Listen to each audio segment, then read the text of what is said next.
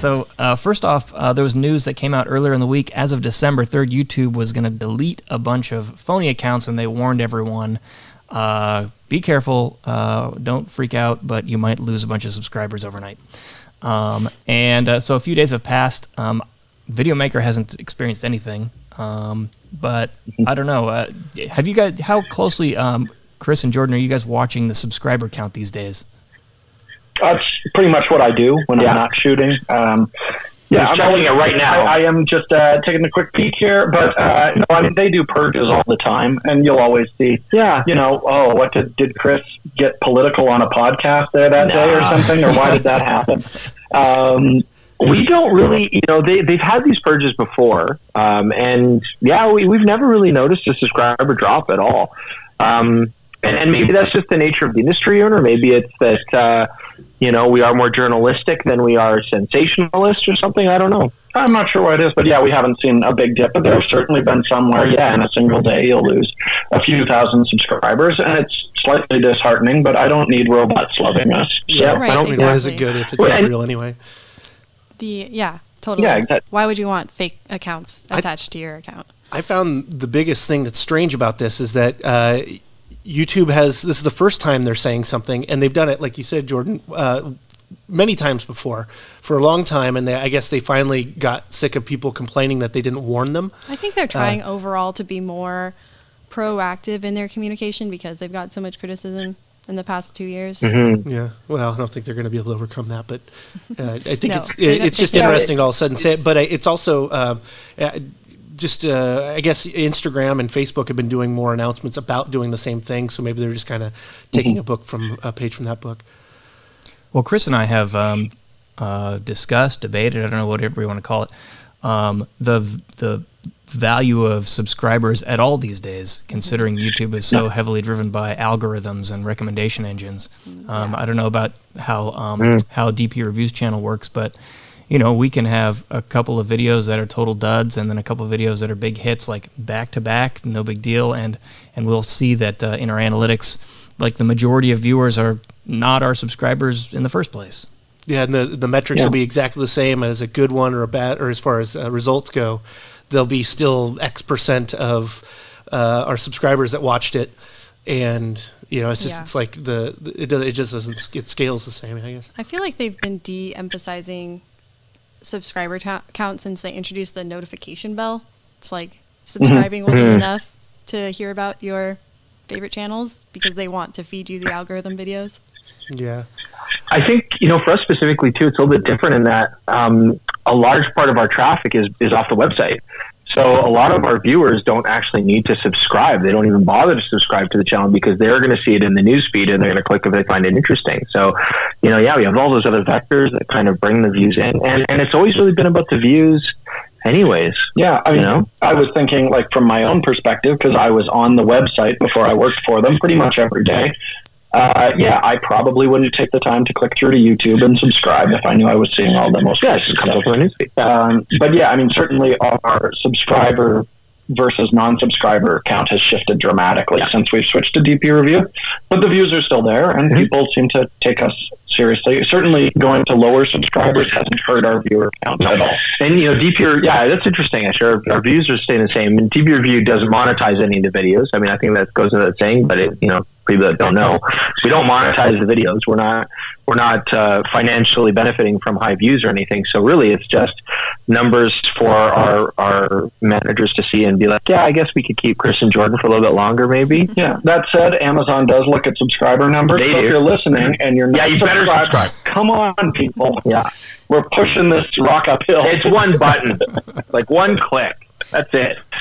You guys are in a unique position where you kind of have views coming to you from a lot of different angles. I think the subscriber count, I think that's true for a lot of creators, but the subscriber count is like more important for people who are kind of on the borderline of monetization. And you guys don't monetize, so you don't care about that. But the people who are losing subscribers and lost their 1,000 that they needed to monetize or something are probably pretty bummed. I feel like YouTube has changed so much over the last few years that you know, you had those that came up while it was still new, and the algorithm really was helping with that. So, like, you know, what does 100,000 subscribers today equal what it used to take, you know, 3 years ago? You know, what's that? What did that mean? And how has it really changed based on how they're serving everything? It's you know, and then you have other channels like you know, PewDiePie on the very top that like will get, you know, 20, 30 million in a few months, and it's just all hype, and it's just crazy.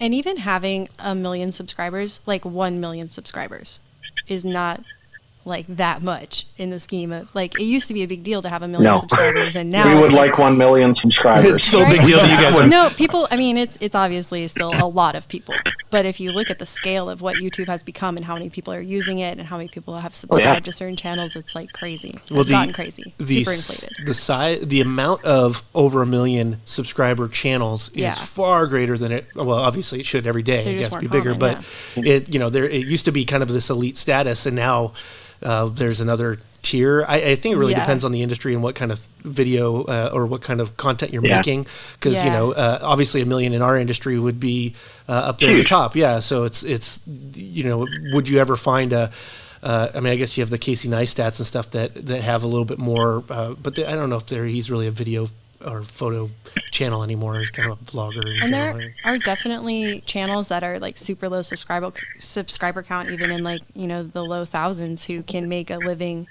or at least part-time income from YouTube if they talk to the right advertisers, hook up with the right people. They're the most niche, I guess, if you're more. Yeah, they have a loyal fan base. To me, it seems like there are some channels with very few subscribers with a huge influence. Sound Guy does a really great job. Pretend I said his name. Damn. You look it up, Sound Guy. Look it up. Sound person, guy who reviews video, music, gear. Curtis Judd. Look at that name drop. Yeah. Very low views, but I mean, universally, if you're looking at audio equipment, it's like his is the opinion that everyone takes seriously. And I think he's like 20, 30,000 subscribers. So, yeah. You know, I think also, like any industry that's based on tech, it's not that technology is not entertaining. You know, we try our best, but really, intrinsically, it's about finding out the facts. Is this product for me? Does this suit my workflow? Right, that kind of stuff. And I feel like in our industry, if you want to learn something, you seek it out. You seek it out from many different sources. You know, maybe you subscribe to some channels that you like the responses from, but really, I mean, we look up stuff, we seek it out. But if it's something more entertaining, if it's something more to make you laugh or whatever, then people like to subscribe and have that. So like Chris said, I mean, 1 million followers in the photographic/videographic industry, that's a big deal, right? In the video game industry, it's absolutely nothing. So, you know, it just kind of, it's all relative. It seems to me that the subscriber count is mostly about just like a public measurement of influence, I guess, maybe. It seems like largely ego-driven to me. So, you know, we know that there are small channels that get a lot of views because, you know, when someone watches a video with a certain personality, YouTube starts to recommend more of those videos to that person, and they can just rack up the views without ever earning subscribers. Right. And simultaneously, someone with a lot of subscribers could post new videos and no one could watch them, just because of how that system works. But the subscriber number is this public number that, you know, when you're trying to learn about a channel or personality, you can go there, and it's just like an easy to digest single thing that everyone looks at, like the whole, you know, PewDiePie T-Series thing. Like, is T-Series really a bigger or more influential personality than PewDiePie? Are they even half of as influential as PewDiePie? How do you measure that, and where are you measuring it? And they're not even the same. You know, if it was apples to apples, then it would make some sense. But it's like, oh, music channel versus, you know, comedy, let's play, vlogs, whatever YouTube. PewDiePie is. Yeah, YouTube. But his genre is YouTube. His genre is YouTube. But I'm always reminded of like Ryan's Toy Review. You know, the guy, they don't have, as far as subscribers, it's not really high. But he has more than like 3 videos that have over 1 billion views. Like, that's crazy. And it's like this really low production, crap content from a little kid that's being forced to do it by his parents. But I can picture your son watching Tell us what you really think, Chris. Like 5 times in a row in his sitting. But I turn it on every day for my son and go, here, let daddy drink some beer. Yeah.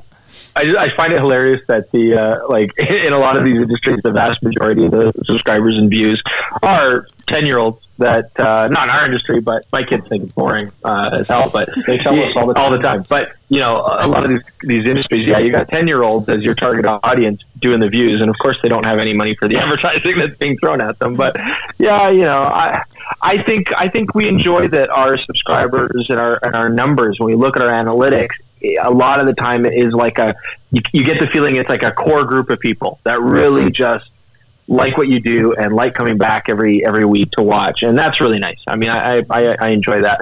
Yeah. But maybe we should do like 30-second camera reviews.